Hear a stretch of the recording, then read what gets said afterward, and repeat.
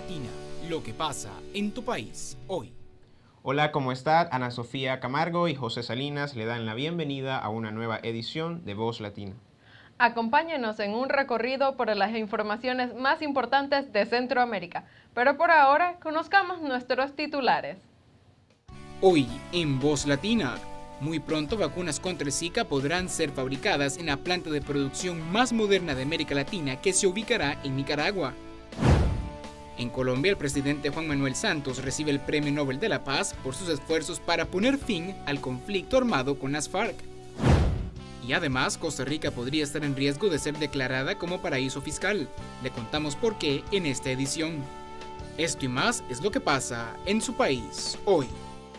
Como le adelantamos en nuestros titulares, Costa Rica fue incluida en la lista preliminar de países poco cooperantes en materia del lavado de capitales, por lo que esta nación podría ser considerada como paraíso fiscal. El ministro de la Presidencia encendió las alarmas de la nación tras hacer público que Costa Rica estaría cerca de ser catalogada un paraíso fiscal, una realidad distante a la expuesta en el último informe Red de Justicia Impositiva, que coloca a Costa Rica como una de las naciones más transparentes del mundo. Entonces quiere decir que si nosotros salimos en esa lista en el 2017, posiblemente el mundo, digamos que el mundo legal, nos va a cerrar las puertas porque ¿qué quiere trabajar con un paraíso fiscal? ¿Verdad? Entonces hay una tendencia mundial claramente en donde la transparencia fiscal pasa a jugar un rol predominante en todas las economías. Y eso es un vuelco que se viene dando desde hace algún tiempo, no es de larguísima data, pero me parece que nos vuelca a todos a trabajar en algo en lo cual no hemos sido tan eficientes a lo largo del tiempo. De acuerdo con el ministro de la Presidencia, Costa Rica urge de acciones concretas desde la Asamblea Legislativa para evitar que el país centroamericano figure entre los paraísos fiscales o las naciones poco cooperantes. Y es que los países con los cuales negociamos inmediatamente, ¿verdad? Es un tema financiero, esto sí es muy financiero, es decir, bueno, si usted tiene más riesgo, pues tiene que pagar más tasas de interés. Entonces ya ahí tenés un efecto. Nosotros en Costa Rica tenemos un problema de déficit increíble y necesitamos pedir prestado para poder pagar. Y si tenemos que pedir prestado y tenemos que pagar a tasas de interés más altas porque el riesgo del país es más alto, obviamente el déficit siempre va a ir creciendo y creciendo. Ahí tenés un efecto financiero directo. Pero también los países con los que negociamos, comercialmente hablando, podrían simplemente hacer dos cosas o decir, bueno, para que yo le compre a usted, si usted tenía que pasar 10 requisitos antes, bueno, ahora le voy a ampliar la diligencia, ahora tiene que cumplir 20 requisitos, porque usted es Costa Rica, está en una lista internacional negra, ¿verdad? Entonces para mí es muy complicado transar con usted, pues tengo que asegurarme más de la cuenta. Eso va a tener un efecto directo para nuestros exportadores y sin duda alguna para nuestros importadores, porque la vida se les va a complicar muchísimo. Incluso no sería, digamos, muy alejado de la realidad pensar que hay países que podrían simplemente tomar la decisión de decir yo con Costa Rica no quiero nada más. Recientemente Costa Rica aprobó una nueva ley contra el lavado de capitales y el financiamiento al terrorismo, pero ese sería el primero de los pasos que debe dar esta nación centroamericana en transparencia fiscal. En otras informaciones, en menos de un mes en Nicaragua, las elecciones presidenciales se llevarán a cabo. Las elecciones generales de Nicaragua de 2016 se llevarán a cabo el domingo 6 de noviembre de este año. 4.1 millones de nicaragüenses están habilitados para votar y registrados en el padrón electoral. En este proceso se elige presidente y vicepresidente de Nicaragua, 90 diputados nacionales y 20 del Parlamento Centroamericano. El presidente puede ser elegido mediante mayoría absoluta o relativa con al menos 45% de los votos válidos o tras obtener un mínimo de 35% de los votos válidos y que el candidato supere a los candidatos que obtuvieron el segundo lugar por una diferencia mínima de 5 puntos porcentuales. Si no se obtienen estos resultados, la Constitución contempla una segunda vuelta. En el extranjero no está aún habilitado el voto para los nicaragüenses, aunque está aprobada desde 1993 la Ley 152 de Identificación Ciudadana. La misma no se ha implementado por falta de voluntad política, según denuncian miembros de asociaciones de nicaragüenses en el extranjero. El Consejo Supremo de Elecciones distribuirá las boletas electorales y el material electoral en un despliegue especial de resguardo de la seguridad del voto, en el que participan las Fuerzas Armadas y ya están habilitadas también escuelas y otras instituciones que servirán de centros de votación en 153 municipalidades en Nicaragua. Siempre en Nicaragua. Ese país inaugurará pronto la planta de fabricación de vacunas más moderna de toda América Latina, en donde se pretende fabricar vacunas contra las enfermedades como el Zika y el cáncer. La construcción de la moderna planta de producción de vacunas de Nicaragua entró a su etapa final, según dio a conocer el gobierno de Daniel Ortega. En el campo de producción e investigación inmunobiológica y epidemiológica, la planta de capital ruso-nicaragüense se colocaría a la vanguardia en toda América Latina. Según el Instituto de Seguridad Social, durante el primer año de operación se producirán 15 millones de vacunas contra la influenza y en 2017, tras su ampliación, se investigarán y producirán vacunas contra el cáncer, la fiebre amarilla, el Zika y otras epidemias mundiales. La fábrica de vacunas se construye con tecnología rusa y tiene una inversión de 21 millones de dólares, de los cuales 14 provienen de capital ruso y 7 millones aportados por el gobierno centroamericano. En Colombia, el presidente Juan Manuel Santos fue galardonado con el Premio Nobel de la Paz, esto como reconocimiento a sus esfuerzos para acabar el conflicto armado con la guerrilla de las FARC. Esto a pesar de la oposición mostrada en un plebiscito por la ciudadanía. A pesar de que el pueblo colombiano votó no en el plebiscito por la no violencia con la guerrilla de las FARC, el presidente del país suramericano, Juan Manuel Santos, fue galardonado con el Premio Nobel de la Paz. La presidenta del Comité Nobel noruego, Cassie Coleman-Five, dijo durante la conferencia de prensa que se llevó a cabo tras el anuncio oficial del ganador del Premio Nobel, que Santos había sido quien tomó la histórica iniciativa de alcanzar la paz. Hay muchas partes en el proceso, pero Santos fue quien tomó la primera e histórica iniciativa. Ha habido otros intentos antes para lograr la paz, pero él fue por todas y con una gran voluntad de lograr un resultado. Por eso lo hemos destacado. Además, es el líder del gobierno del país. El conflicto armado en Colombia llevaba más de 50 años, lo que lo convierte en el más largo que ha sufrido el continente americano. Causó la muerte de 220.000 personas y la desaparición de 45.000. Y más de 6 millones de ciudadanos desplazados. Para lograr un cese al fuego y llegar a un acuerdo de paz con las Fuerzas Armadas Revolucionarias de Colombia, fueron 4 años en La Habana en negociaciones para que el 26 de septiembre se firmara en Cartagena de Indias el acuerdo final.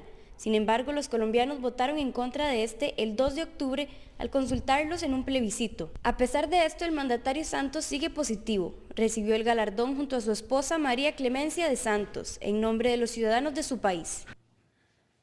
Agradezco infinitamente y de todo corazón esta honrosa distinción.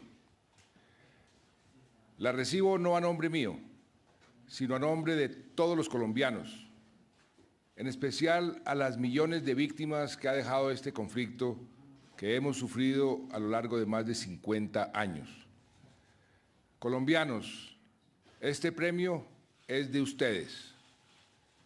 Es por las víctimas y para que no haya una sola víctima más, un solo muerto más, que debemos reconciliarnos y unirnos para culminar este proceso y comenzar a construir una paz estable y duradera. Santos y todos los colombianos dormían cuando en Noruega el Comité del Nobel anunció que el mandatario había sido elegido como ganador del Premio Nobel de la Paz. El líder de las FARC, Timoleón Jiménez, alias Timochenko, publicó en su cuenta de Twitter que el único premio al que aspira es el de la paz con justicia social para Colombia. Por otra parte, el expresidente Álvaro Uribe también reaccionó en las redes sociales y felicitó al presidente Santos y lo instó a cambiar los acuerdos dañinos para la democracia. El reconocimiento con el Premio Nobel es un triunfo para el presidente Santos, que sufrió una derrota política en el plebiscito para refrendar el acuerdo de paz alcanzado y que tal vez firmó prematuramente antes de realizar la consulta popular. Hacemos una pausa comercial, pero al regresar le contamos que en Honduras asciende a 64 el número de niños nacidos con microcefalia producto del Zika. Además, información sobre un acuerdo migratorio firmado entre Panamá y Costa Rica. Y también, en Guatemala, el Tribunal Supremo Electoral busca promover la votación electrónica. Ya regresamos. CB24 Noticias Centroamérica es el primer canal de televisión informativo de Centroamérica para el mundo. Hola, gracias por acompañarnos y bienvenidos a esta nueva entrega de CB24 Noticias. Hace un año la sociedad reclama una depuración policial luego del asesinato de los mismos. Ellos están reclamando esto, que no les ponen atención, pero que continuarán por más de 2 horas. Las medidas de ahorro energético se irán levantando poco a poco. Y es que precisamente los organismos en pro de los derechos de la mujer promueven la aplicación de la Ley 779. En otra acción policial, también la madrugada de este domingo, pero en el puesto de control de Guabalá. Este lunes, miles de ciudadanos nicaragüenses se sorprendieron por el aumento significativo en los precios de algunos productos perecederos. El expresidente había perdido en las últimas 2 semanas aproximadamente 12 libras.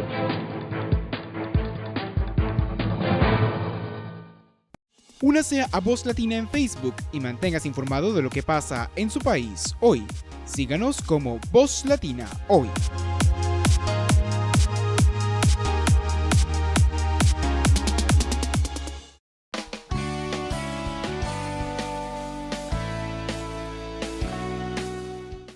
En el marco de este proceso electoral de Estados Unidos 2016, ¿cuál es el impacto que podrían tener estas elecciones en Centroamérica y en Latinoamérica en general? Para conversar sobre ello tenemos con nosotros al profesor Javier Medina. Él es profesor de Ciencias Políticas con énfasis en estudios latinos de la Universidad de Arkansas. Profesor, gracias por acompañarnos hoy en Voz Latina. Gracias a ti, David. Bueno, muchas personas dirán, ¿por qué los centroamericanos tenemos que interesarnos en las elecciones si no podemos votar? ¿Por qué deben ciudadanos del Istmo Centroamericano estar al tanto de este proceso electoral? ¿Por qué les debería de interesar esta elección por allá en Centroamérica? Es por la relación entre los centroamericanos viviendo allá y los que estamos acá, los latinos que estamos acá en Estados Unidos. Hay una gran diferencia entre los candidatos en cuanto a su política, tanto como interior, su tratamiento, su comportamiento con los latinos, con los afroamericanos, los otros grupos de minoritarios aquí en Estados Unidos. Pero igual hay una gran diferencia en cuanto a su política exterior. Y en el primer debate entre Hillary Clinton y Donald Trump, no se dio mucho en cuanto a las diferencias, en cuanto a las políticas específicamente dirigidas a Latinoamérica o a Centroamérica, salvo que en una mención acerca del TPP y el plan que tiene Donald Trump en cuanto a su posición en cuanto al Tratado de Libre Comercio en Norteamérica. En la respuesta de Hillary Clinton, ella mencionó el Tratado de Libre Comercio entre Estados Unidos y Centroamérica, el CAFTA, conocido en Estados Unidos como el CAFTA, y se vio en la respuesta de Trump que él no sabía lo que era eso, lo que es el libre comercio en Centroamérica. Entonces ahí fue un momento en cuanto se vio que este candidato republicano, que muchos lo critican aquí por ser básicamente ignorante en cuanto a muchas políticas interiores, tanto como política exterior, se vio en ese debate. En cuanto a la posición de Hillary Clinton o la postura de Hillary Clinton y el Partido Demócrata hacia Latinoamérica, no es que tengan un enfoque en la región, porque no lo tienen. Hace mucho que ningún partido tenga algún interés específico en Latinoamérica o en Centroamérica. Y eso se trata de una política norteamericana, nada que ver con partidos, pero una política norteamericana del descuido benigno hacia Centroamérica y Latinoamérica. Pero hemos visto con las políticas del del actual presidente Obama, tanto como estoy hablando de la apertura de la relación Estados Unidos hacia Cuba.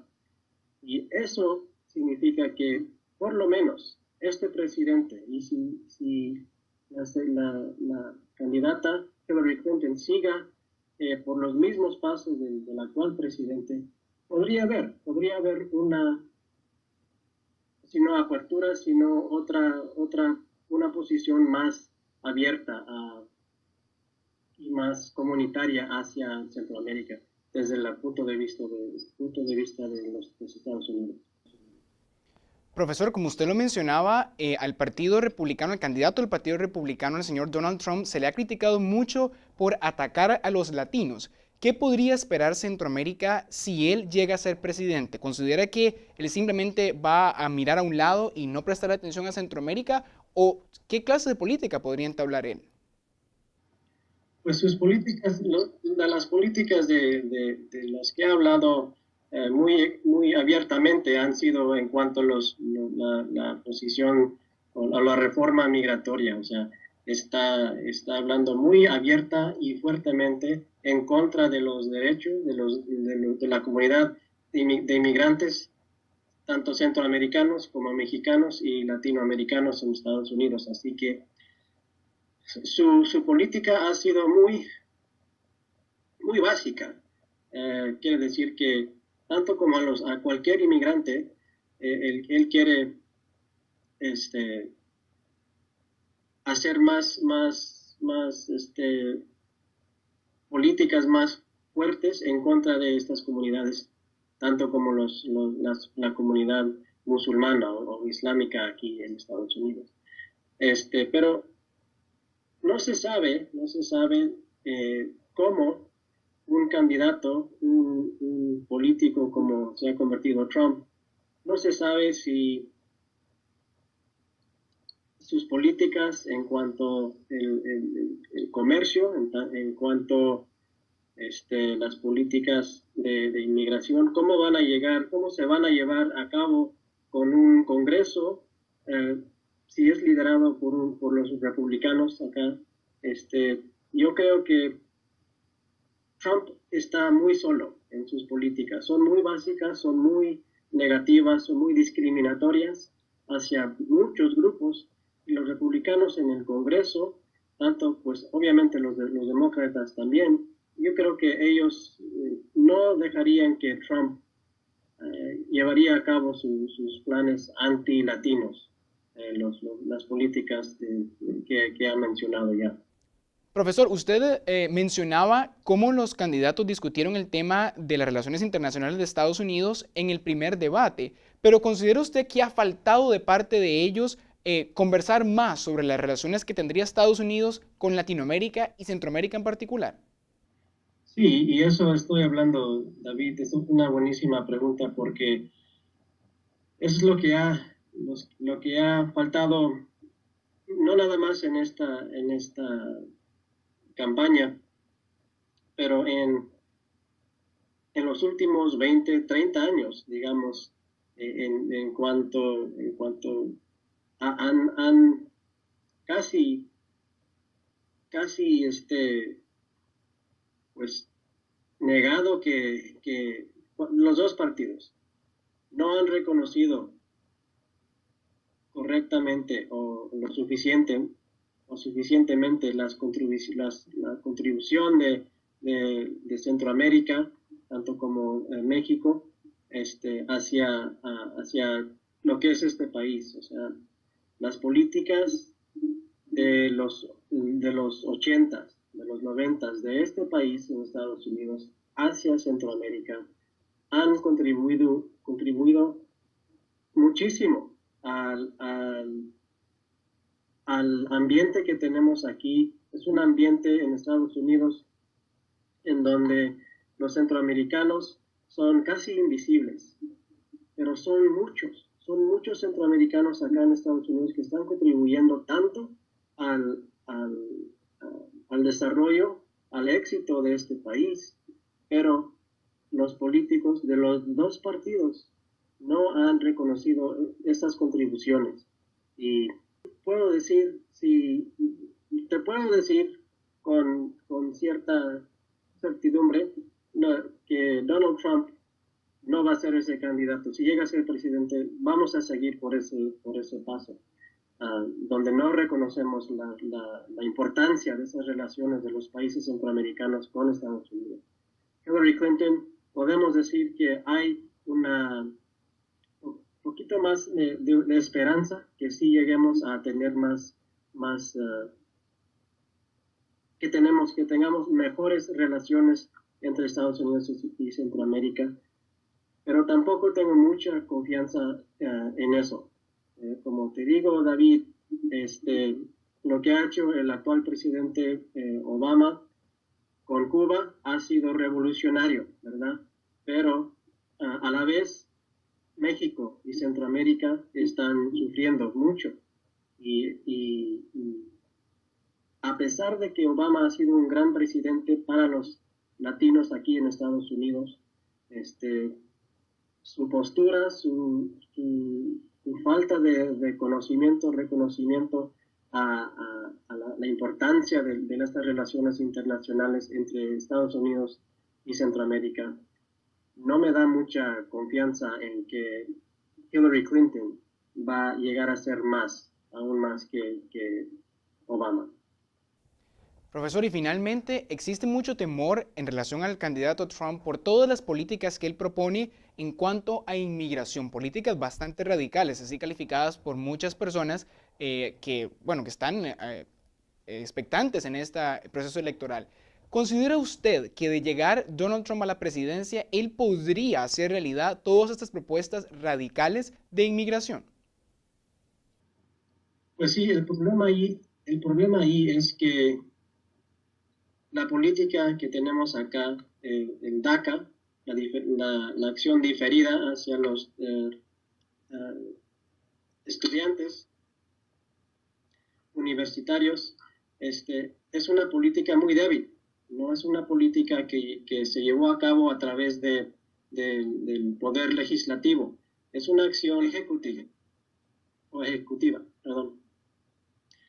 Eso quiere decir que es una política que cuando entre cualquier presidente, esa política puede cambiar.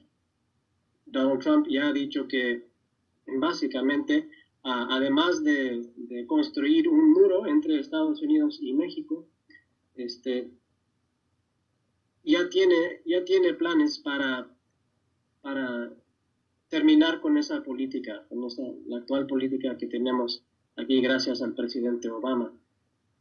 Cuando Obama impuso esta política, la acción diferida, fue gracias a la presión, a la influencia de los estudiantes, muchos de ellos indocumentados acá en Estados Unidos.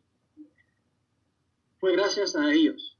Estamos hablando de una comunidad sin ningún derecho político en este país. Ellos hicieron que Obama impusiera esta política. Pero es como te digo, siendo una acción ejecutiva, es muy débil.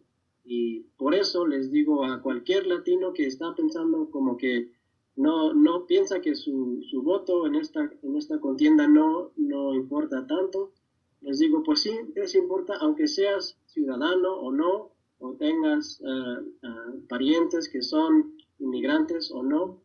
Eso tiene esta política, esta elección tiene todo que ver. Quiero decir que todo que ver para los latinos, tiene todo que ver con esa acción ejecutiva del presidente Obama.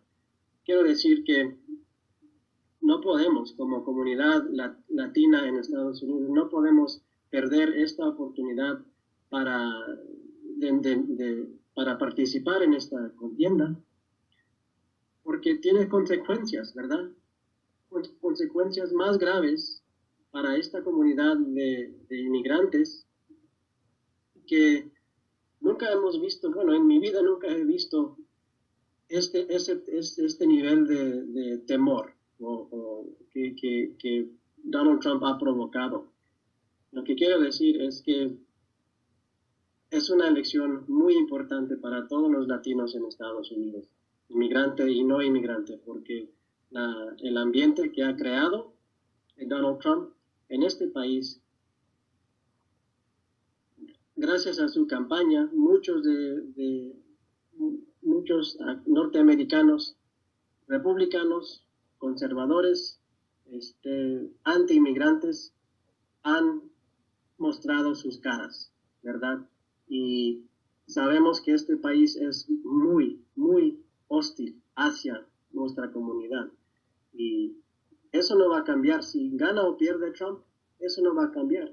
Entonces tenemos que, como comunidad, apoyarnos a nosotros mismos, apoyar a los estudiantes universitarios, los que tienen la protección de DACA, y salir a votar, a participar en defensa de estos estudiantes, en defensa de nuestra comunidad centroamericana, de nuestra comunidad latinoamericana viviendo aquí en este país. Conversábamos con el profesor Javier Medina, quien es docente de Ciencias Políticas en la Universidad de Arkansas con un énfasis en estudios latinos. Profesor, muchas gracias por esta entrevista y a usted, amigo televidente, lo invitamos para que continúe en sintonía de Voz Latina, donde le contamos lo que pasa en su país hoy.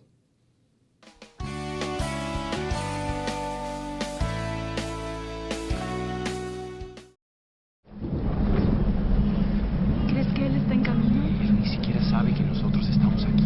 ¿Él está bien? Por favor, dime que él está bien. Laura. Está bien. Trata de llamarlo de nuevo. No hay señal. Trata. Nada funciona. Bueno, inténtalo de nuevo. Nada funciona. Esto no es nada bueno. Lo extraño. Él anda por ahí, solo. Asegúrese de saber en dónde puede encontrar a su familia en una emergencia. Inicie su plan. Hola, soy Luis Guillermo Solís, presidente de Costa Rica. Le invito para que no se pierda Voz Latina. La gente cree que soy basura, pero están equivocados. Hoy soy una lata de aluminio, pero algún día podría ser un estadio.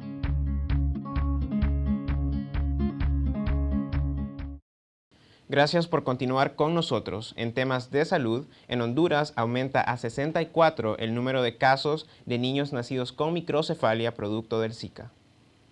La Secretaría de Salud de Honduras confirmó el incremento de casos de microcefalia y la muerte de 2 niños en las últimas semanas epidemiológicas. Las autoridades sanitarias llaman a la población a evitar la picadura del zancudo Aedes que transmiten el dengue, chikungunya y Zika. Desde que inició la epidemia se vigilan más de 650 mujeres con síntomas de Zika.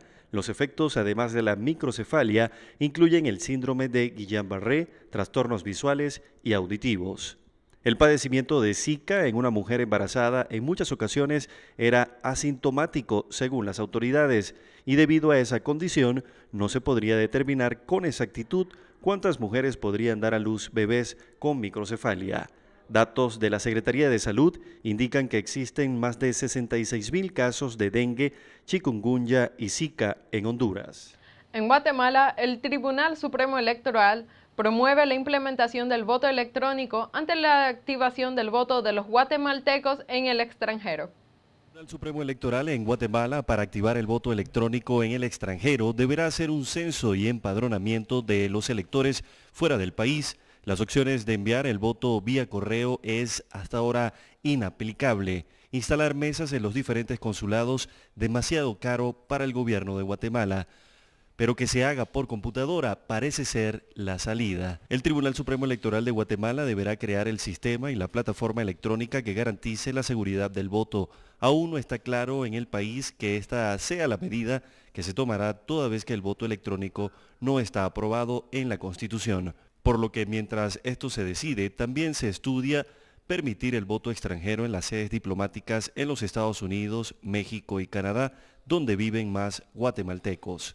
La activación del voto guatemalteco en el extranjero forma parte de las nuevas reformas electorales aprobadas en mayo pasado, que incluyeron la fiscalización de los partidos, la regulación de las encuestas electorales y de las pautas publicitarias y la prohibición a los funcionarios de hacer proselitismo político.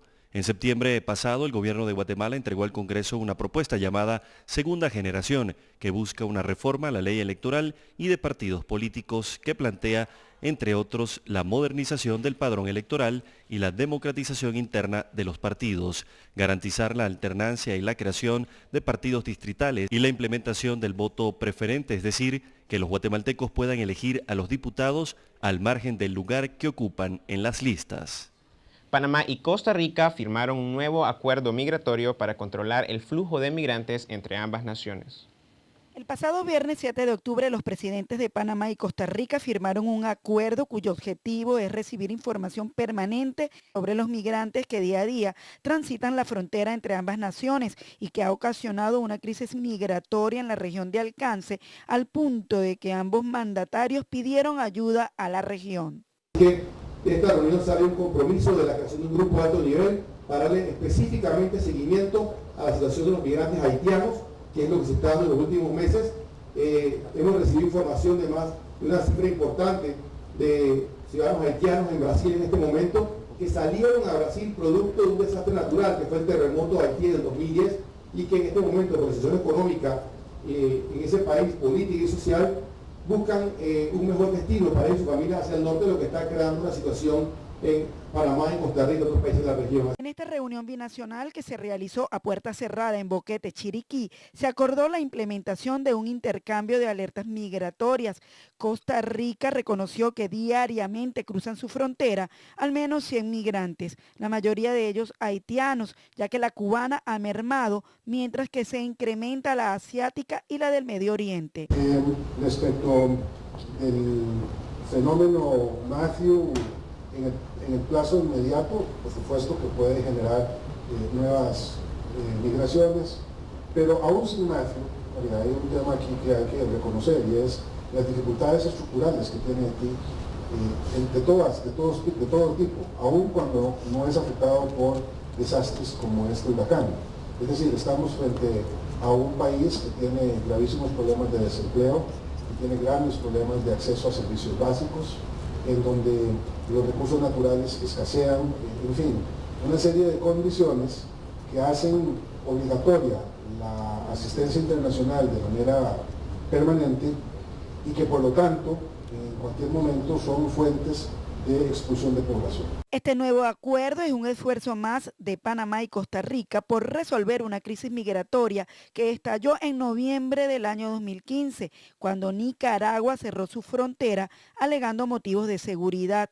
Sobre la posibilidad de que ésta sea reabierta, eso no está planteado, al menos en el corto plazo. También trataron temas de narcotráfico y trata de personas. Desde Ciudad de Panamá, Yasmín Velasco, CB24 Noticias. En El Salvador, las obras de construcción del ferry que conectará esta nación con Costa Rica sufren un nuevo atraso. El proyecto estaría listo a finales de este año. El ferry entre Costa Rica y El Salvador, que debió operar desde enero de este año, no iniciaría a realizar sus recorridos marítimos hasta diciembre. Así lo dio a conocer el gobierno de Costa Rica. Esta no es la primera ocasión en que las autoridades de ambas naciones anuncian un atraso en la entrada de operaciones del ferry, puesto que también se tenía previsto la inauguración de la ruta para la visita del presidente de El Salvador, Salvador Sánchez Serén, a Costa Rica, el 26 de julio pasado, cuando anunciaron que a más tardar septiembre el ferry estaría operando. Ahora la fecha es diciembre. De acuerdo con el Ministerio de Obras Públicas de Costa Rica, el atraso se debe a que existen importadores y exportadores interesados en enviar mercancías como cargas sueltas en los contenedores que harían los viajes sin furgón. Sin embargo, esa solicitud no está aprobada por la Dirección General de Aduanas de Costa Rica. El ferry entre el puerto de La Unión en El Salvador y el puerto Caldera en Costa Rica tendrá una capacidad de hasta 105 contenedores. Podrá transportar a 347 personas y zarpará 3 días por semana. Y en temas económicos, el Monitor de Comercio de Centroamérica reporta una disminución en las exportaciones de esta región en el primer semestre de este año. Las exportaciones totales de bienes de Centroamérica mostraron una reducción de 3.4% durante el primer semestre del año, en comparación con el mismo periodo del año anterior. Con excepción de Costa Rica, todas las naciones centroamericanas redujeron sus ventas al extranjero. El comercio costarricense reflejó un incremento de 3%, pero naciones como Nicaragua, Honduras y Panamá tuvieron una reducción importante en esta materia, según la Secretaría de Integración Económica Centroamericana, debido a la caída del comercio con terceros socios comerciales como Venezuela, Corea del Sur, Canadá y Puerto Rico. El valor total de las exportaciones de Centroamérica el segundo trimestre de 2016 fue de $14.441 millones, de los cuales un 31.1% tuvieron como destino el mercado regional y el 68.8% correspondió al comercio con terceros socios. Llegamos así al final de esta edición de Voz Latina. No se olvide que usted puede interactuar con nosotros a través de nuestras redes sociales. Esperamos contar con su compañía el próximo 28 de octubre para contarle lo que pasa en su país hoy.